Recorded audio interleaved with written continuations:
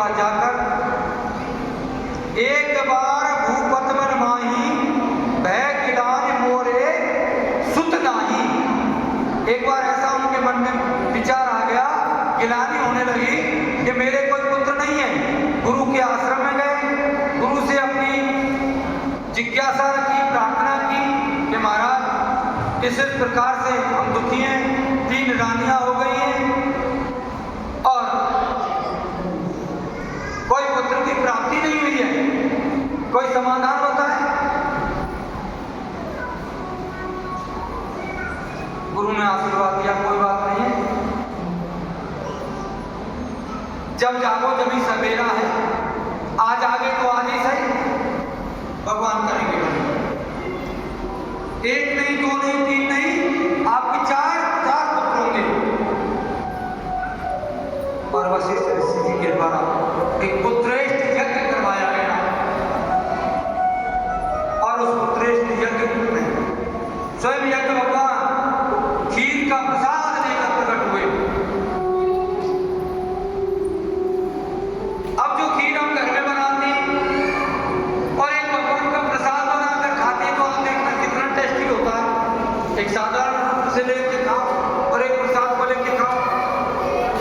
प्रसाद भगवान का उसमें रस जाता है, नेत्रों के द्वारा भगवान अपना प्रभाव छोड़ देते हैं प्रसाद के अंदर। केवल देखने मात्र से ही उस भोजन को प्रसाद के रूप में बदल देते हैं भगवान, उस अन्न को प्रसाद के रूप में बदल देते हैं, उस वस्तु को प्रसाद के रूप में बदल देते हैं, उस लड्डू को प्रसाद के रूप में बदल देते हैं। उसको लड्डू नहीं कहते हम, फिर प्रसाद कहने लग जाते हैं। और प्रसाद को जब हम ग्रहण करते हैं तो हमारे सब फसादों को दूर कर देता है प्रसाद, सब समस्याओं का समाधान कर देता है प्रसाद। यज्ञ किया गया, यज्ञ में जब प्रसाद आया तो 3 रानियों को दिया गया। 3 रानियों ने वह प्रसाद ग्रहण किया। कैकेयी, कौशल्या और सुमित्रा। भगवान की कृपा से उस प्रसाद के माध्यम से ही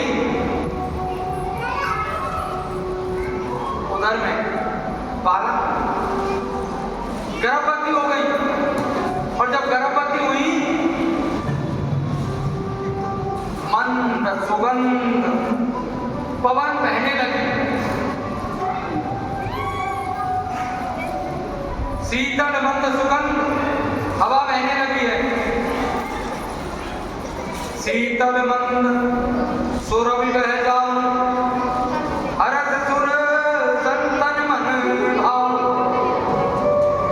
वन कुसुम गिरे गन मन यारा, स्वतः सकल सरकामृत धारा, गगन विमल सकुल सुर सूथा, गावई गुण गंधर्व वरुथा, बरसई सुमन सुअंजल साजी, कहीं कहीं गगन दुबदुबी बाजी, जग निवास प्रभु प्रगटे अखिल लोक विश्राम। देवता लोग प्रसन्न हो रहे हैं, मंद सुगंध शीतल हवा बह रही है, वातावरण बड़ा सुंदर आनंदमय हो गया है। सभी नर नारी देवता गंधर्व ऋषि मुनि प्रसन्न हो रहे हैं और माँ, तीनों माँ गर्भवती हो गई है और तीनों माँ के गर्भ प्रवश